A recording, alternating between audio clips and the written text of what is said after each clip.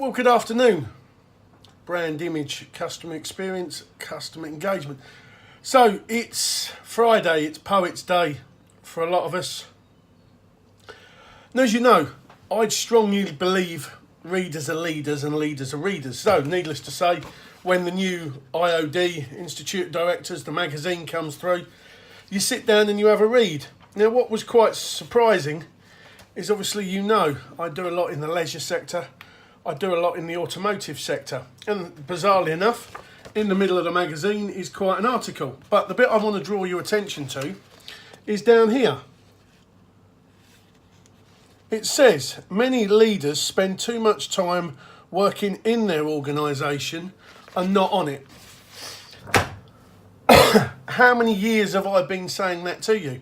I've said it in the last videos. I've said it time and time again. Back in the day when we had the business Window on the World. People spend too much time in the business. They're going into the office day in, day out. They're putting their hands in the clay. They're standing there with an easel, a paintbrush. And I've spoken to a good friend of mine, a beautiful artist, and I say, what do you do? Well, there's a time and a place to paint. When I'm in the mood, I go and paint. But I spend a lot of time walking out in the countryside, getting inspiration, going to art galleries, talking to people, asking what they want, arranging and planning and getting my artwork where it needs to be. Oh, so you don't spend 7 days a week in your studio? No, man, no. Luckily, if I'm in there once or twice a week when the inspiration comes. And I was talking to a builder only this morning, bizarrely enough. And I started, how much time do you spend building a wall? Well, I don't anymore, Ed. What do you mean you don't? It's your business. No. I go and quote for jobs, and I then go and find labourers and people that can build that, and that's how I've built my business up.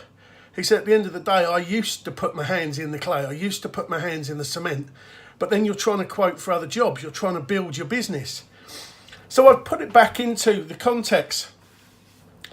And it's very simple, because at the end of the day, I use the car garage analogy, and it's a brilliant analogy.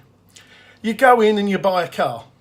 Now, it's very, very, very rare that the man that sells you the car is the man that services the car, fixes the car, MOTs the car, and washes the car. So in theory, you've got a salesman, you've got an admin person, so salesperson, admin person, you've got a valeter, you've got a mechanic, you've got a tyre fitter, you've got an exhaust fitter, you've got an MOTer. 5 or 6 different people. Well, there comes a point that, yes, your little one-man bands might be able to sell a car, but over the course of time, they're going to need to grow. They're going to need to take a step back and find out how they grow their business. And a lot of that is done with customers. It's done with the staff you have. Now, there's lots of sayings, and they're in this book. And obviously, Deborah's on the front. And I look up to Deborah, I've got to be honest. And she says a lot of good things. And it's the funny bit that it says, remove barriers to talent. And it's something my good friend Jonathan Grinsell's been saying time and time again. Go out and employ the right person. Get the talent that you don't know.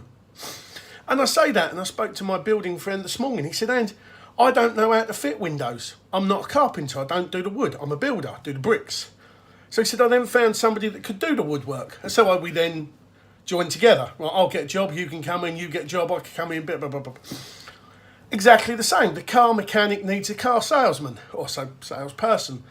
The truck firm need a truck driver, and then they need a mechanic to fix the truck.